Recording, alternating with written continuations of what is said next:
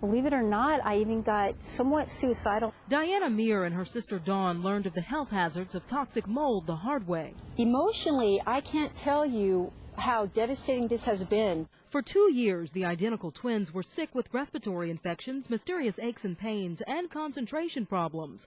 No one could find the cause until one day they asked their gas man to check for carbon monoxide. While I was there, my throat started to itch and burn. My eyes started to burn. His symptoms were a reaction to what he found growing underneath the building. There was just mold hanging off of the floorboards. That's when a light bulb went on. I'm like, I'm not crazy. I found out what it is. Diana and Dawn thought the discovery was finally the beginning of the end of their problems, but it wasn't. Nobody believes you. You go to doctors, they also don't believe you, and they don't know how to help you. And their landlord wouldn't pay to remove the mold.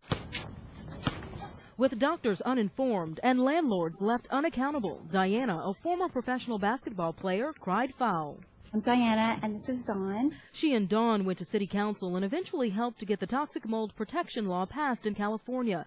Diana also started her own website, moldgoddess.com, to help other mold victims find answers.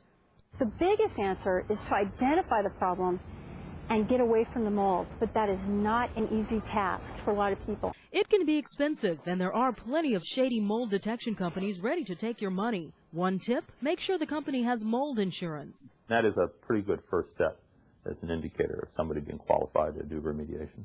You may also have to do some research to get the proper medical help for your symptoms. If your physician basically poo-poos it and says fungus doesn't cause this, you need to find a physician that's well balanced in his thought processes on both bacterial and fungal sinusitis. Honestly, in a million years, I never would have imagined that that could be mold, number one, and that, number two, that could actually be making me as sick as I was. Tisha Powell, News 9, San Antonio.